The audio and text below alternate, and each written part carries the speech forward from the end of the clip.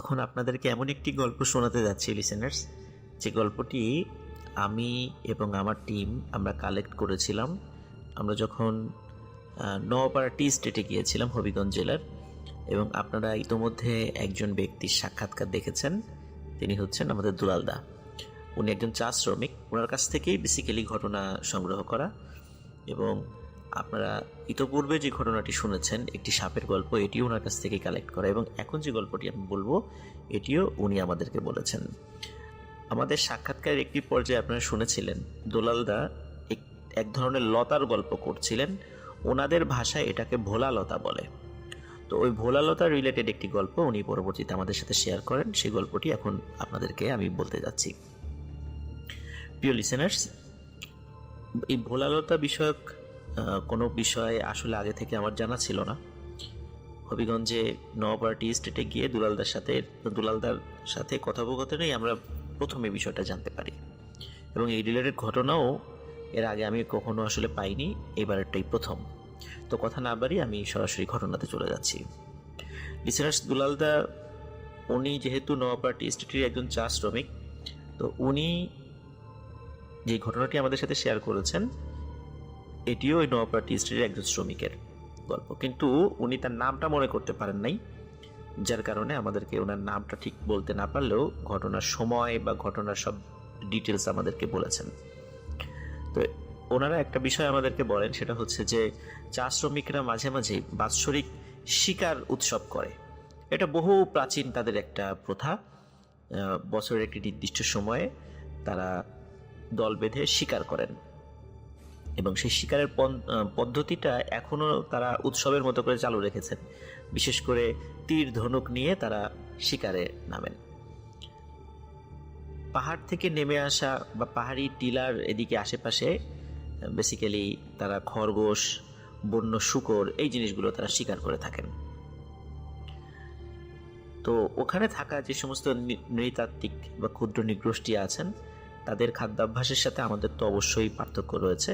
তো তারা এই ধরনের শিকারগুলো হরহামেশাই করেন, বিশেষ করে বছরের একটি নির্দিষ্ট সময় একটু বেশি করে থাকেন। তো লিসেনার্স, এই শিকারগুলো যখন তারা করেন, দেখা যাচ্ছে যে রাতের বেলা যখন বের হয় তখন একজন একজন করে বের হয়, দলবদ্ধভাবেও বের হয়। তো সারা রাত ধরে শিকার করে সকালে ফিরে আসে।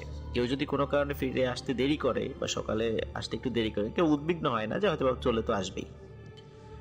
তো এরকম একজন ব্যক্তি, উনি একটু সাহসী ছিলেন অন্যদের থেকে। উনি চিন্তা করলেন যে একা একা বের হব। এর পিছনে কয়েকটা কারণ ছিল। সেটা হচ্ছে যে যদি দল বেঁধে বের হয় তখন শিকার যদি ছোট হয় তখন সেই ভাগাভাগি একটু বেশি হয়ে যাওয়ার কারণে মানে নিজের ভাগে একটু কম পড়ে। এই জন্য অনেকেই আবার একা একা শিকারে বের হন, তবে সাধারণত দলীয়ভাবেই তারা বের হওয়ার চেষ্টা করেন। তো ওই ব্যক্তি উনি একা একা বের হন। উনি একা একা বের হয়ে যেদিকে শিকার পাওয়া যেতে পারে ওদিকে উনি রওনা দেন। তো সবাই যেদিকে যাচ্ছিলেন উনি আবার ওদিকে যাচ্ছিলেন না, কারণ উনি চিন্তা করলেন সবাই যেদিকে যায় ওদিকে তো আসলে শিকার পাওয়াটা পসিবল হয় না। আসলে সবাই উৎসবের মতো করেই যায়, শিকার পেতেই হবে এমন কোনো বিষয় নয়। যিনি শিকার পান তিনি বেশ মানে প্রশংসিত হন তার সমাজে, এই আর কি। তো উনি চিন্তা করলেন এইবার আমি একটি অপরিচিত জায়গায় বা যে জায়গাতে কেউ আসলে যেতে চায় না আশেপাশে, সেখানে যাব শিকারের জন্য। তো রাতের বেলা যখন উনি বের হওয়ার পরে যথারীতি উনি তীর ধনুক নিয়ে বের হন। তো উনি যখন বেশ আধা কিলোমিটার 1 কিলোমিটার এগিয়েছেন, হঠাৎ করে মানে ঝোপের মধ্যে মনে হলো যে বড় কিছু নড়াচড়া করছে। তো উনি চিন্তা করলেন হয়তো বা এটা যেহেতু বড়, মনে হয় বন্য শূকর হবে। উনি এই চিন্তাটা করেছেন। এই চিন্তা করে উনি ওই ঝোপের দিকে আস্তে আস্তে এগিয়ে যেতে থাকেন। তখন উনি একটা বিষয় খেয়াল করেন, সেটা হচ্ছে যে এই ঝোপের মধ্যে থেকে কিছু বের হয়ে যায় নাই, অথচ তার থেকে আরেকটু দূরে, সামান্য একটু দূরে আরেকটি ঝোপ রয়েছে, সেখানে মনে হচ্ছে বড় কিছু নড়াচড়া করছে। তো উনি একটু সন্দেহ করেন যে কি ব্যাপার, আমি তো এখান থেকে বের হয়ে যাওয়া দেখলাম না, বের হয়ে এই ঝোপ থেকে বের হয়ে তো ওইখানে যাই নাই, ওই ঝোপটাতে যাই নাই, তাহলে ওই ঝোপেও কি আর একটা আছে নাকি, উনি এই চিন্তা করেন। তো উনি চিন্তা করেন যে ভালোই তো, হয়তো বা একাধিক শিকার পেয়ে যাব, এরকমটা চিন্তা করেন। তো উনি আস্তে আস্তে পরবর্তী দ্বিতীয় পর্যায়ে যে ঝোপের নড়াচড়া দেখেছিলেন ওই দিকে যেতে থাকেন। তো যখন উনি ঝোপের আরেকটু কাছে আসেন, তখন দেখেন ওখান থেকে আরেকটু দূরে আর একটা ঝোপের মধ্যে বড় একটা নড়াচড়া হচ্ছে। তো উনি এবারও চিন্তা করেন কি ব্যাপার। সাধারণত ঝোপের মধ্যে যদি শূকর থাকে, মানুষের আসার বা পায়ের শব্দ শোনার পর তো সে বের হয়ে দৌড় দেয়, দৌড় দিয়ে হয়তো আর একটা ঝোপের মধ্যে যাবে, কিন্তু এই ঝোপে ওরকম শব্দ, ওই ঝোপে ওরকম হচ্ছে। তো উনি আসলে বিষয়টা বুঝতে পারেন না। উনি চিন্তা করেন হয়তো বা দলবদ্ধভাবে অনেকগুলো এরকম ঝোপের মধ্যে আছে, এটাও হতে পারে। তো উনি আবার পরবর্তী ঝোপের দিকে যান। আবার যখন ওই 3 নম্বর ঝোপের কাছে যান, দেখেন ওই ঝোপে কোনো শব্দ, মানে সারা শব্দ নাই। তার থেকে আরেকটু দূরে আর একটা ঝোপের মধ্যে বেশ নড়াচড়া। তো উনি আসলে তখনও বুঝতে পারছেন না যে উনি আসলে মানে কোন একটা বিপদে পড়তে যাচ্ছেন। উনি মনে করেছেন হয়তোবা ওনার চোখ এড়িয়ে যাচ্ছে, এই ঝোপ থেকে ওই ঝোপে চলে যাচ্ছে। তো উনিও নাছোড়বান্দা যে উনি এটাকে স্বীকার করেই ছাড়বেন এই জিনিসটা কি। তো এইভাবে লিসেনার্স, উনি একটার পর একটা ঝোপ পার হতে হতে কোন দিক দিয়ে কোথায় যে চলে গেছেন উনি নিজেও জানেন না। উনি একটা সময় নিজেকে আবিষ্কার করেন যে চতুর্দিকে অসংখ্য টিলা, আশেপাশে বেশ ঝোপঝাড়, এমন একটা জায়গায় উনি আবিষ্কার করেন যে ওইটার পিছনে ছুটতে ছুটতে উনি এই জায়গাটাতে চলে আসছেন। তো তখন উনি আসলে বুঝতে পারেন নাই যে আসলে কিসের পিছনে ছুটছেন, আর যেটার পিছনে ছুটছেন এটাকে উনি আসলে দেখেনি নাই। আর উনি কারো দূর থেকে চিৎকার করে কারো হেল্পও নেয় নাই, এই কারণে, কারণ যেহেতু উনি চিন্তা করেছেন একাই শিকার করব, কারো হেল্প নিব না, এই জন্য উনি কারো সহযোগিতাও নেন নাই। কিন্তু এখন সমস্যা হচ্ছে যে উনি যে জায়গাটাতে এসেছেন এখন কোথাও কোনো নড়াচড়া নাই। এখন উনি চিন্তা করেন কি ব্যাপার, কোথাও নড়াচড়া নাই, আমি এই অন্ধকারের মধ্যে কোন জায়গাটাতে অনুমানে সেখানে তীর ছুড়ব বা সেখানে যাব। তো উনি বেশ কনফিউজড হয়ে পড়েন যে আমি আসলে কোন দিকে যাব এখন, আশেপাশে তো অনেক ঝোপঝাড়। তো উনি চিন্তা করেন আমি একটু অপেক্ষা করি, দেখি একটু হলেও তো নড়াচড়া কোথাও শোনা যাবে, তাহলে যেদিকে নড়াচড়া শোনা যাবে ওই দিকেই যাব। তো উনি অনেকক্ষণ ধরে ওয়েট করছেন, প্রায় 2 ঘন্টা 3 ঘন্টা পর হঠাৎ করে ওনার পেছন দিকে একটু নড়াচড়া উপলব্ধি করেন উনি, যে হয়তো বা পেছনে কোনো প্রাণী বা কোনো কিছু আছে। তো উনি আস্তে করে ঘুরে তাকান, যেহেতু অন্ধকার উনি ওখানে তেমন কিছু দেখতে পাচ্ছিলেন না। তো উনি ঘুরে তাকিয়ে চিন্তা করেন যে তাহলে এদিকে আস্তে আস্তে আগাই, কিন্তু এবার আর কোনো, মানে উনি এতটা বিরক্ত হয়ে গেছেন, তো উনি চিন্তা করছেন যে এইবার আর আমি এত মানে পা টিপে টিপে আগাবো না, এবার একটা ধাওয়া দিব, ধাওয়া দিলে অন্তত ওই জিনিসটা যদি দৌড় দেয়, তাহলে দৌড় দেওয়ার সময় যেহেতু গাছপালা নড়লে বুঝতে পারবে যে কোন দিক দিয়ে যাচ্ছে, যেহেতু উনি খুব ক্লান্ত হয়ে পড়েছিলেন এটার পিছনে ছুটতে ছুটতে। তো উনি একটা ধাওয়া করেন, কিন্তু দেখেন যে না, কোনো কিছু দৌড় দিচ্ছে না। দৌড় দিলে তো গাছ তো নড়বে, তেমন কিছুই নেই। তো উনি খুব অবাক হন, কি ব্যাপার, এমন তো হওয়ার কথা নয়। হঠাৎ করে উনি ফিল করেন ওনার পায়ের সাথে বেশ কিছু লতা পেঁচিয়ে গেছে। তো এটা তো স্বাভাবিক ব্যাপার, এটা হতেই পারে, যেহেতু ঝোপঝাড়ের মধ্যে আসছেন, লতা তো পেঁচিয়ে যেতেই পারে। তো উনি খুব বেশি এটা কেয়ার না করে পা থেকে লতা খুলে ফেলে উনি আবার সামনের দিকে হাঁটা শুরু করেন। তো লিসেনার্স, উনি বেশ খানিকক্ষণ হাঁটতে হাঁটতে হঠাৎ করে এমন একটা জায়গায় নিজেকে আবিষ্কার করেন যে একটু আগে উনি পায়ের থেকে লতা খুলে হাঁটা শুরু করেছিলেন, উনি অনেকক্ষণ ধরে ঘুরতে ঘুরতে ওই একই জায়গাতে চলে এসেছেন। তো উনি খুব অবাক হন যে কি ব্যাপার, আমি ঘুরতে ঘুরতে একই জায়গায় চলে আসলাম, আমি তো সোজা হেঁটেছি, আমি তো বাঁকা কোনো দিকে যাইনি, তা আবার এখানে চলে আসলাম কেন। তো উনি চিন্তা করেন হতেও পারে রাতের বেলা ভুল হতে পারে। উনি আবার হাঁটা শুরু করেন। তো লিসেনার্স, অনেকক্ষণ হাঁটার পর তিনি আবার আবিষ্কার করেন উনি আবারও সেই জায়গাটাতে চলে এসেছেন, যে জায়গাটাতে সেই লতা উনি পায়ের থেকে খুলে রেখেছিলেন। কিভাবে উনি বুঝতে পারলেন, সেটা হচ্ছে যেহেতু ওনার পায়ের সাথে লতা পেঁচিয়ে গিয়েছিল, ওখান থেকে উনি লতা খুলেছিলেন। ওইখানে আসার পরে চাঁদের, এখন রাতের বেলা, কিন্তু ওনার সাথে তো পূর্ণিমার আলোতে এই শিকারগুলো করে থাকেন, যেদিন পূর্ণিমা হয় ওই পূর্ণিমার দিনে, এই জন্য উনি স্পষ্ট সেটা দেখতে পাচ্ছিলেন যে উনি একটু আগে যেখান থেকে গিয়েছিলেন আবার সেখানে ফিরে আসছেন। তো উনি এভাবে বারবার বারবার বারবার চেষ্টা করছেন, কিন্তু কোনোভাবেই উনি ওই গোলকধাঁধা থেকে বের হতে পারছিলেন না। হঠাৎ উনি আবার জঙ্গলের মধ্যে নড়াচড়া শুনতে পান। তো এবার উনি চিন্তা করেন যে আসলে এটা কি, এটা আমাকে দেখতেই হবে। সেই অনেক দূর থেকে এটার পিছনে ছুটতে ছুটতে আসলাম, এটা আসলে কি, এটা দেখতেই হবে। তো উনি এবার চিন্তা করেন, এবার যেই জায়গাটাতে মানে নড়াচড়া হয়েছে এখানে উনি তীর ছুড়বেন। এর আগে উনি একটা তীরও ছোড়েন নাই। তো উনি তীর তাক করেন এবং উনি আবার যখনই একটু নড়াচড়া দেখেছেন সাথে সাথে সেখানে তীর ছোড়েন। কিন্তু লিসেনার্স, ওনার অনুমানের ভিত্তিতে ওই তীর ছোড়ার পরও যেখানে যাওয়ার পরে দেখেন যে ওনার তীরটা তীরের জায়গায় পড়ে আছে, ওখানে কিছু নাই। এবং তীর ওখানে যাওয়ার পরেও কোনো কিছু দৌড়ে পালাবে সেখানেও কিছু নাই, মানে তেমনও কিছু উনি দেখেন নাই। উনি খুবই এবার মানে ভয় পান যে কি ব্যাপার, কি হচ্ছে এগুলো, এমন তো হওয়ার কথা নয়। কোনো কিছু ছুটে পালিয়ে যাওয়ার কোনো ধরনের কোনো সাউন্ড বা কোনো গাছের নড়াচড়া আমি দেখছি না। তাহলে আমি আসলে কিসের পিছনে এতক্ষণ ধরে ছুটছি? কে আমাকে এভাবে ঘোরাচ্ছে? কে আমাকে নিয়ে আসলো?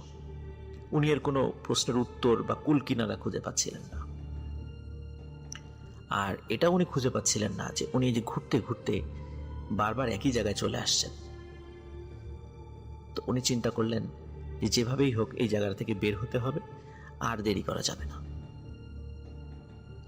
তো উনি সাহস করে মানে আকাশের নক্ষত্র, ওনারা যেহেতু মানে আদিবাসী সম্প্রদায়, এই জন্য দেখা যাচ্ছে যে অনেক বিষয়াবলী, জ্যোতিষশাস্ত্রের কিছু কিছু বিষয় ওনাদের বংশ পরম্পরায় ওনারা জানেন যে রাতের বেলা হারিয়ে গেলে কিভাবে আকাশের তারা দেখে ওনার মানে পথ নির্ণয় করবেন। তো উনি আকাশের তারাকে নির্ধারণ করে একটি দিক নির্ধারণ করে উনি হাঁটা শুরু করেন, যে তাহলে আমি অন্তত ডানে বায়ে যাওয়ার কোনো বিষয় থাকবে না। তো উনি এইভাবে হাঁটছেন হাঁটছেন, প্রায় 1 ঘন্টা হাঁটছেন। হাঁটার পরে যেহেতু হবিগঞ্জ, সিলেট, শ্রীমঙ্গল এই জায়গাগুলো কিন্তু পাহাড় বা টিলা আছে অনেক। তো উনি হাঁটতে হাঁটতে ওই তারকা নির্দেশ করেই উনি মানে তারকাকে দেখে উনি হাঁটছিলেন। বেশ অনেকক্ষণ পরে হঠাৎ করে দেখে উনি আবার যে জায়গাটা থেকে হাঁটা শুরু করেছিলেন সেখানে চলে এসেছেন। এবং ওখানে আসার পর এবার আর একটা ভয়ঙ্কর ব্যাপার উনি লক্ষ্য করেন। সেটা হচ্ছে যে আশেপাশে যে ঝোপগুলো ছিল সেই ঝোপগুলোতে একত্রে বেশ কোনো কিছু নড়াচড়া করছে। মনে হচ্ছে যে অনেকগুলো একসাথে কিছু, কিন্তু কি সেটা, এটা উনি দেখতে পাচ্ছিলেন না। এবার উনি সাংঘাতিক ভয় পান। মানে এবার ওনার ভয়ের মাত্রা একদম চূড়ান্ত পর্যায়ে পৌঁছায় যে আসলে আমি কি বিপদে পড়লাম। কারণ এই আকাশের তারা দেখে চলেও আমি পথ খুঁজে পাচ্ছি না। তাহলে কি হলো, কি হয়েছে আমার সাথে? তো উনি ভয়ে সেন্সলেস হয়ে যাবেন, কিন্তু যাওয়ার আগ মুহূর্তে ওনার যতটুকু মনে আছে, উনি যেটা পরবর্তীতে সবাইকে বলেছিলেন সেটা হচ্ছে যে সেন্সলেস হওয়ার আগ মুহূর্তে উনি দেখেছিলেন যে এই যে ঝোপগুলোর মধ্যে থেকে অনেক লম্বা মানে লতা পাতার মতো কিছু বের হয়ে আসছে। এটা আসলে কোনো প্রাণী না, মনে হচ্ছে লতা পাতা। ওই ঝোপগুলোর মধ্যে থেকে লতা পাতা সুরসুর করে বের হয়ে আসছে, বের হয়ে তার দিকে আসছে এবং তার শরীরকে আস্তে আস্তে পেঁচিয়ে ফেলছে, এরকম মনে হচ্ছে। এরপরে উনি আর কিছু স্মরণ করতে পারেন নাই। ওদিকে সকালেও যখন উনি ফিরে আসেন নাই, তখন আশেপাশের লোকজন একটু চিন্তিত হয়ে পড়ে যে কি ব্যাপার, ও সকালে আসলো না, সকাল গড়িয়ে দুপুর হয়ে গেল। তখন লোকজন তাকে একটু খোঁজার জন্য বের হন। খুঁজতে খুঁজতে খুঁজতে খুঁজতে বিকালের দিকে তাকে সেন্সলেস অবস্থায় সেখানে পাওয়া যায়। তো তাকে উদ্ধার করে নিয়ে আসা হয়। তো সব বিষয় খুলে বলেন। তো গ্রামের যিনি বা ওনাদের সম্প্রদায়ের যে প্রবীণ আছেন একজন বলেন যে তোমাকে যে এই পথ দেখিয়ে নিয়ে গেছে যে বা দিকভ্রান্ত করে দিয়েছে, এটি আসলে এক ধরনের গাছ, এটাকে ভোলা লতা বলে। স্থানীয় ভাষায় সেটাকে ভোলা লতা বলে, কারণ এই গাছটি চাইলে মানুষকে নাকি বিভ্রান্ত করতে পারে এবং কোনো কারণে কেউ যদি এই গাছটি একবার পা দিয়ে ডিঙায় বা পার হয়ে যায়, তাহলে তার দিকভ্রান্ত হওয়া ছাড়া আর কোনো উপায় নেই। অন্তত সকালের আগে সে কোনোভাবেই সে পথ খুঁজে পাবে না। তো এই ঘটনাটি ওনার সঙ্গে ঘটেছিল। প্রিয় লিসেনার্স, আমি বা আমার টিম, গোলাম রাব্বি ভাই, রিফাত, আমরা এই দুলালদার কাছ থেকে ভোলালতার গল্পটি শুনেছিলাম। বিশেষ করে আমি পরবর্তীতে দুলালদার কাছ থেকে এই গল্পটি কালেক্ট করি। ফার্স্ট টাইম ভোলালতা সম্পর্কে হালকা আমাদেরকে ধারণা দিয়েছিলেন। আর আমি বলেছিলাম যে ভোলালতার দেখা পাওয়া যাবে কোথায়। তো উনি বলেছিলেন যে এখন অনেক জায়গা পরিষ্কার হয়ে যাওয়ায় এই বিশেষ করে ঝোপঝাড় থাকলে সেই জায়গাটাতে হঠাৎ করে কখনো কখনো রাতের বেলা ভোলালতার আবির্ভাব ঘটে। কিন্তু ইদানিং নাকি এটা কম দেখা যায়। তো উনি বললেন যে কখনো কখনো মানে একাধিক টিলা যদি পাশাপাশি থাকে এবং পাশে ঝোপঝাড় থাকে, এখনও নাকি রাতের বেলা কেউ কেউ এই ভোলালতার খপ্পরে পড়েন। তো ভোলালতা সম্পর্কে আগে আমাদের বা আমার কোনো ধারণা ছিল না। যেরকম আছে আমি জানতাম যে হয়তোবা বা দুষ্টু জিনেরা হয়তোবা মানুষকে দিকভ্রান্ত করে দেয়, কিন্তু এই গাছের আকৃতির যে অদ্ভুত জিনিসটাও যে মানুষকে দিকভ্রান্ত করতে পারে, এটা আসলে আমরা নওপার্টি স্টেটে দুলালদার সাথে কথা না হলে এই গল্পটি সম্পর্কে আমাদের কোনো ধারণাই থাকতো না, বা আমিও জানতে পারতাম না। আশা করি গল্পটি লিসেনার্স আপনাদের ভালো লেগেছে।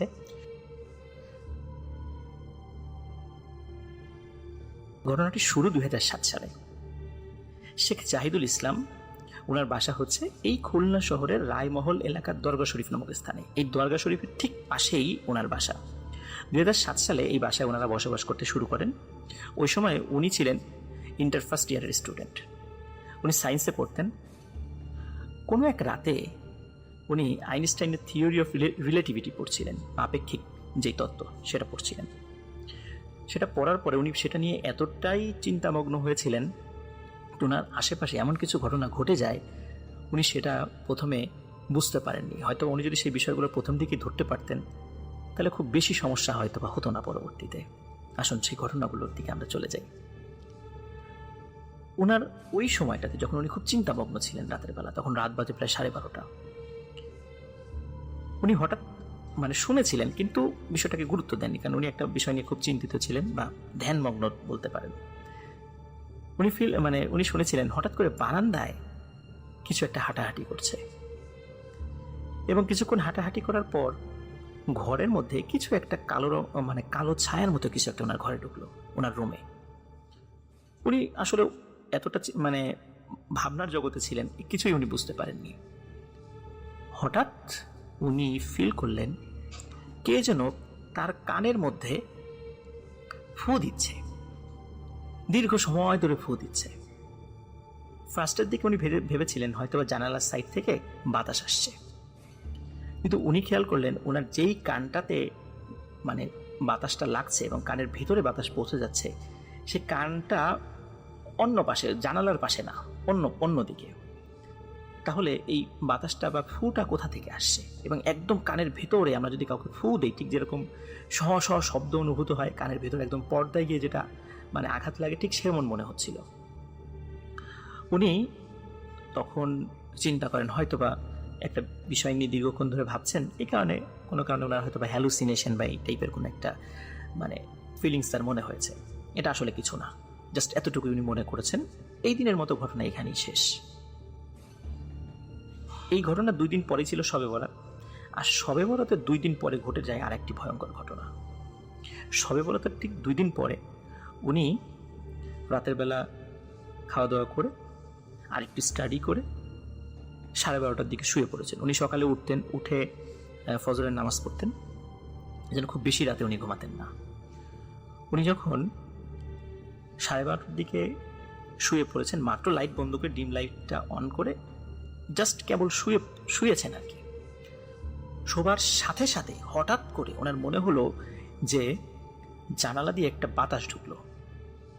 বাতাসে ওনার আনালার যে আলনা ছিল, এই আলনার কাপড়গুলো একটু দুলে উঠলো, এবং এই বাতাসটি হঠাৎ করে ধবাস করে ওনার বুকের উপরে এসে লাগলো, এবং এমন ভারী মনে হচ্ছে ওনার বুকের উপরে কয়েক মণ ওজনের কোনো একটি বোঝা চাপিয়ে দেওয়া হয়েছে। এবং এই হঠাৎ করে এরকম ভারী চাপ উনি অনুভূত হয়ে এমন জোরে একটা চিৎকার করেছেন, ওনার বাড়ির সকল সদস্য তো ওনার রুমে চলে এসেছে। শুধু তাই নয়, পাশে যে দরগা শরীফ ছিল, যে দরগা শরীফের কয়েকজন লোকও সেখানে চলে এসেছে, যে কি হয়েছে, এত জোরে চিৎকার কেন। সবাইকে উনি ঘটনাটি বলেন। যখনই লোকজন চলে এসেছে, সেই বুকের উপর থেকে সেই বোঝাটিও সরে গিয়েছে। উনি সবাইকে ঘটনাটি বলেন যে এই ঘটনা। তো সবাই বলে হয়তো বা তোমার বোবাই ধরেছিল। তখন উনি বলেন যে আমি তো ঘুমাই নাই, ঘুমালে নয় বোবাই ধরবে, কিন্তু আমি তো মাত্র শুয়েছি, তাহলে এই বোবাই ধরলো কিভাবে। তো সকলে বলেন যে তোমার হয়তো মনের ভুল হয়েছে, বা ঘুমিয়ে গিয়েছিলে, তুমি টের পাও নাই, এরকম মনে হয়েছে। বলে যে বোবাই ধরলে এমনই মনে হয়। কিন্তু উনি কিছুতেই বোঝাতে পারছিলেন না যে উনি মাত্রই লাইটটা অফ করে কেবল বিছানায় ওনার শরীরটাকে মানে এলিয়ে দিয়েছেন। ঘুম তো আরো পরের কথা। তো যাই হোক, প্রথম দিন যে ঘটনাটি ঘটেছিল, যে কানে ফু দেওয়ার বিষয়টা, উনি ওনার পরিবারের সদস্যদেরকে ওইভাবে শেয়ার করেননি, উনি নিজে জাস্ট হ্যালুসিনেশন মনে করেছিলেন। দ্বিতীয় ঘটনা যখন পরিবারের সদস্যরা জানলেন, পরিবারের সদস্যরা তখনও ওইভাবে গুরুত্ব দেয়নি।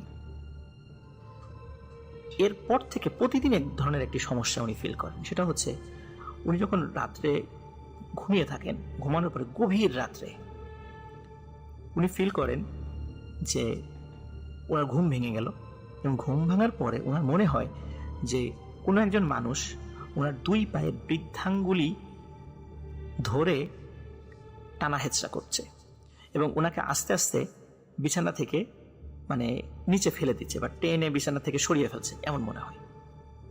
এবং উনি খেয়াল করেন ওনার মাথার নিচে বালিশ যেখানে ছিল, সে বালিশ সেখানে নেই, বালিশের জায়গায় আছে, উনি সরে গেছেন অন্যদিকে, মানে উনি নিজ দিকে চলে আসছেন। এখন উনি চিন্তা করে এটা তো হতেই পারে। কিন্তু এটা যখন প্রতিনিয়ত হচ্ছিল, যেমন উনি শুয়ে আছেন, ওনার শরীরের উপর চাদর ছিল, সেই চাদরটি বিছানার নিচে পড়ে আছে, ফ্লোরে পড়ে আছে, এটাও হতে পারে ফ্যানের বাতাসে বা যে কোনো কারণে সেটা হতে পারে। উনি ফার্স্টের দিকে এটা মনে করেছিলেন। কিন্তু এই যে ওনার দুই পায়ের বৃদ্ধাঙ্গুলিতে রাতের বেলা যে কোনো দুটো হাত ওনার দুই পায়ের বৃদ্ধাঙ্গুলি ধরে এই বৃদ্ধাঙ্গুলি টানাটানি করতো, এবং এই কারণে ঘুম ভেঙে যেত, এটা একটা প্রতিনিয়ত একটা ব্যাপার ছিল।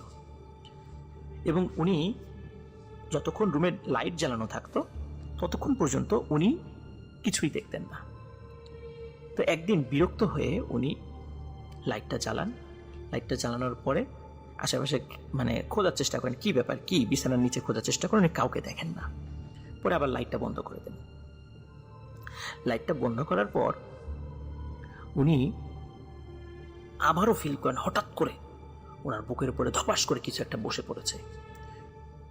তখন কিন্তু উনি যেহেতু ঘুম থেকে একবার উঠেছেন, আবার শুয়েছেন, তখন উনি আবার আয়াতুল কুরসি পড়া শুরু করেন। তখন তো উনি সেন্সে আসেন, হয়তো ঘুমায় যাননি। তখন আস্তে করে বুকের উপর থেকে ওটা সরে যায়, এবং মনে হলো একটি ছায়ামূর্তি আবার ওনার বারান্দার দিকে চলে গেল, এবং বিদঘুটে একটি হাসি, একটি নারী কণ্ঠের একটি হাসি হেসে চলে গেল।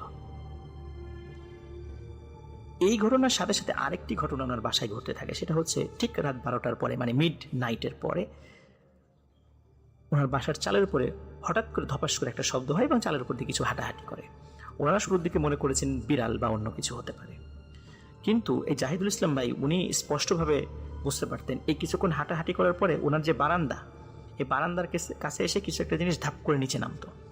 এই ধাপ করে নিচে নেমে একটি ছায়ামূর্তি ওনার ঘরের মধ্যে ঢুকে হাঁটাহাঁটি করতো, এই রুম থেকে ওই রুম, ওই রুম থেকে ওই রুম, এইভাবে হাঁটাহাঁটি করতো।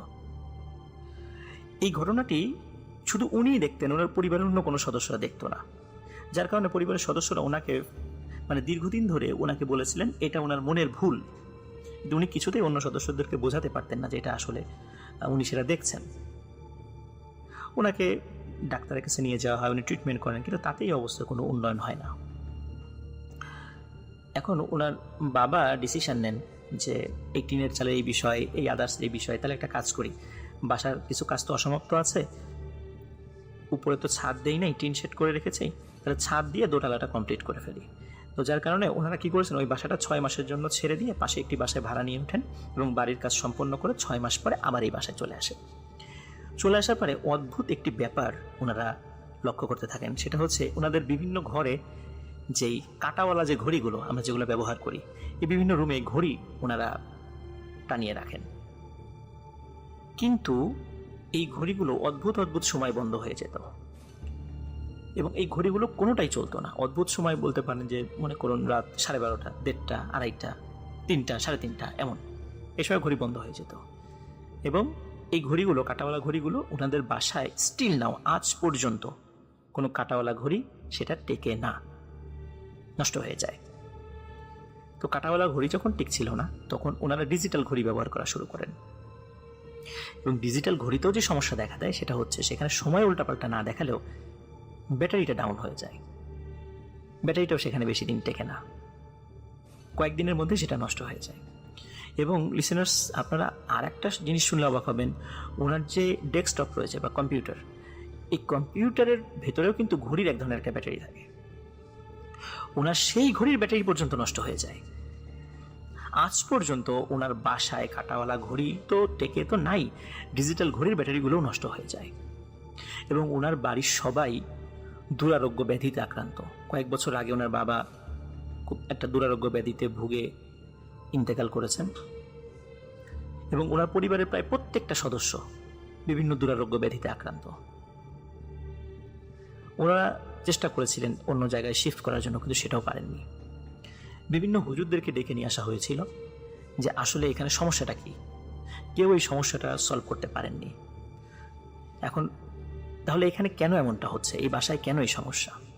তখন ওই হুজুররা বলেছিলেন শত শত বছর আগে এই জায়গাতে মনসা দেবীর একটি মন্দির ছিল এবং কালের বিবর্তনে মন্দিরটা ধ্বংস হয়ে গেছে।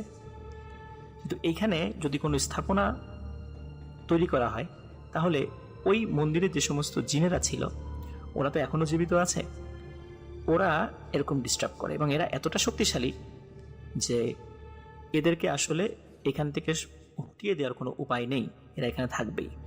কিন্তু ওনারা যেহেতু রেগুলার সালাত আদায় করেন, ধার্মিক পরিবার, এই জন্য ওনাদেরকে ওইভাবে ক্ষতি করতে না পারলেও ওনারা ওই পরিবারের সকলেই কিন্তু অসুস্থ। জাহিদুল ইসলাম ভাই উনি নিজেও কিন্তু শারীরিকভাবে সুস্থ নন। এই অদ্ভুত যে বাসা, এই বাসাটির খবর যেহেতু সৈকত আমাকে এনে দিয়েছে, সৈকতকে ধন্যবাদ।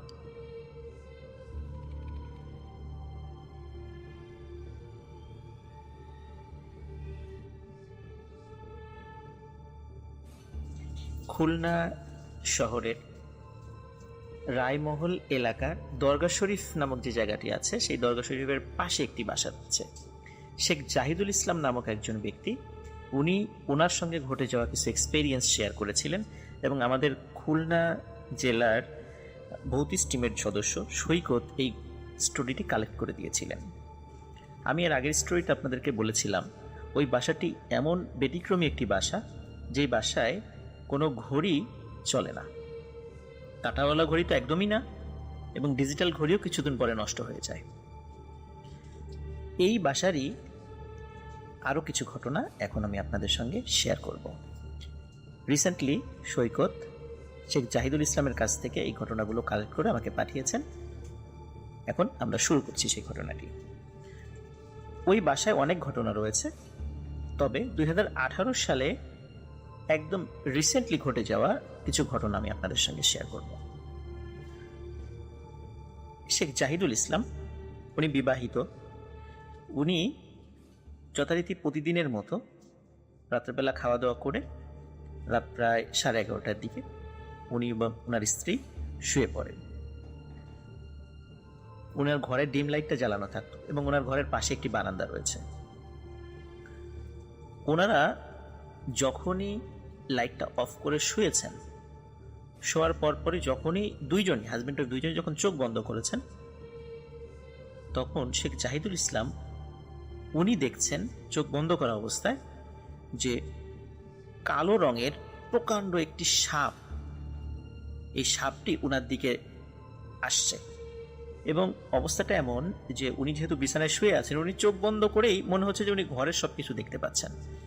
উনি চোখ বন্ধ করে উনি দেখতে পাচ্ছিলেন যে ওনার পায়ের দিকে কালো রঙের প্রকাণ্ড একটি সাপ, এবং এই সাপের একটা বিশেষ বৈশিষ্ট্য উনি লক্ষ্য করেন, এই সাপের কিন্তু 5টি মাথা রয়েছে।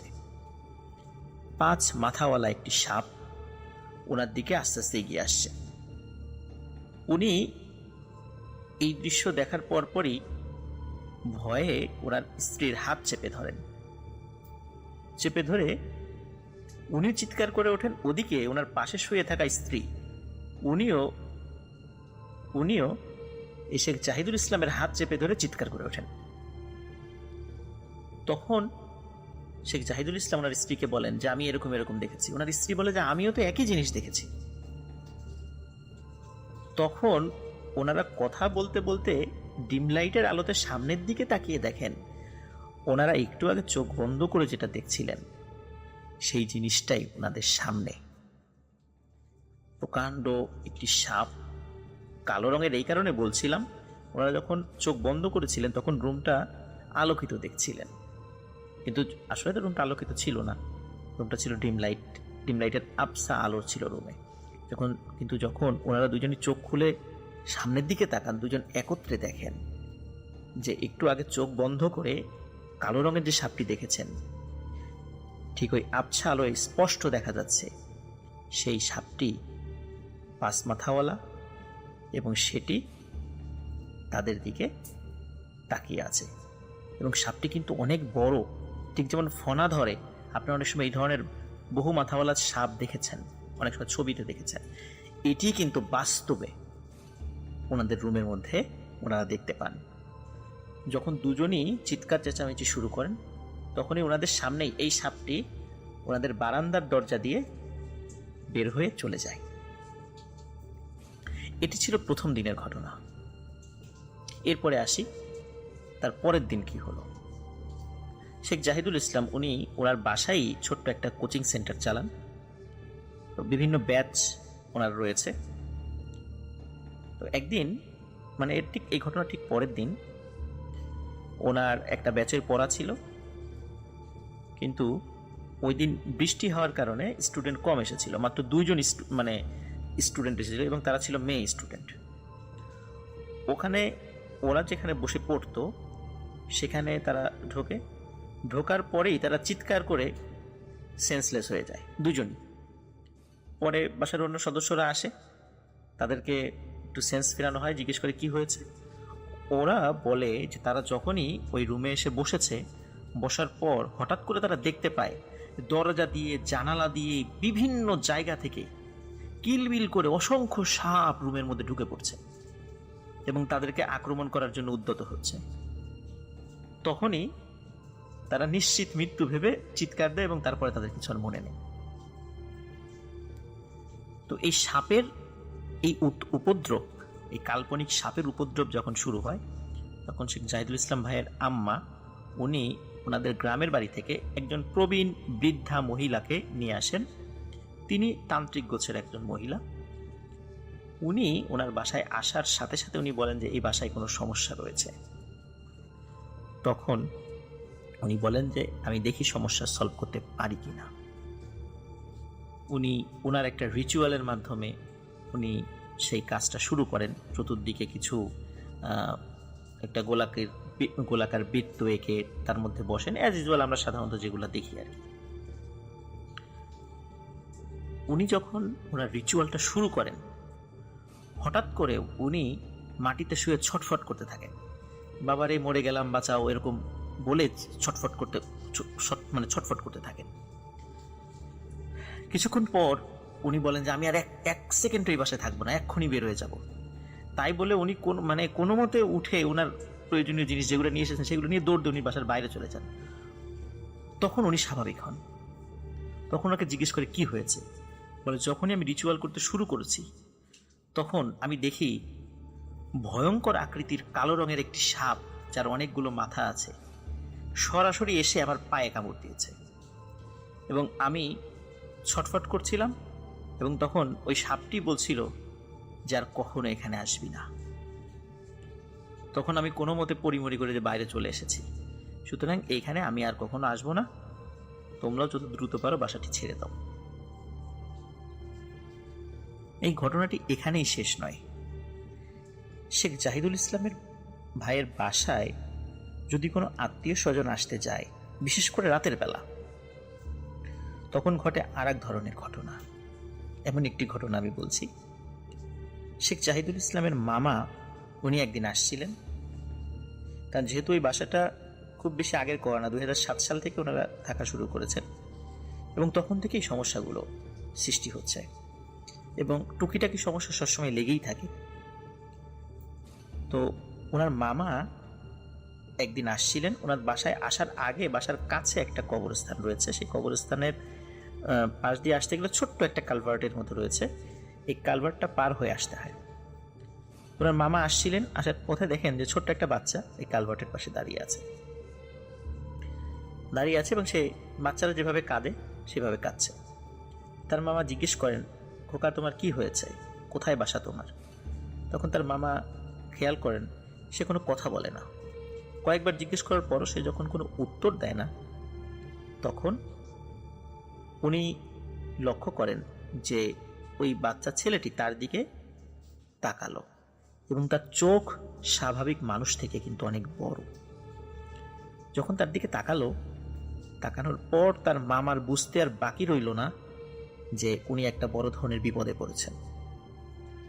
তখন উনি যেটি করেন, যেহেতু ওনার পেছন দিকে যাওয়ার কোনো ওয়ে ছিল না, উনি তো যেহেতু ওনার বোনের বাসাতেই যাবেন, অন্য কোনো বাসা তো উনি চেনেন না আশেপাশে, তখন উনি ওই বাচ্চাটির সামনে দিয়ে ওনার বোনের বাসার দিকে দৌড় দেন এবং উনি দৌড় দেওয়ার সময় বারবার পিছনেও লক্ষ্য করছিলেন এবং উনি দেখছিলেন ওই বাচ্চাটিও তার পেছনে পেছনে দৌড়ে আসছে।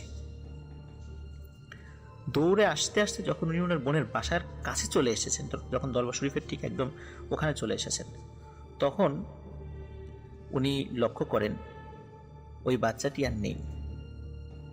কিন্তু স্বাভাবিকভাবেই ওনার একদম কানের কাছে ফিসফিস করে একটা আওয়াজ আসে।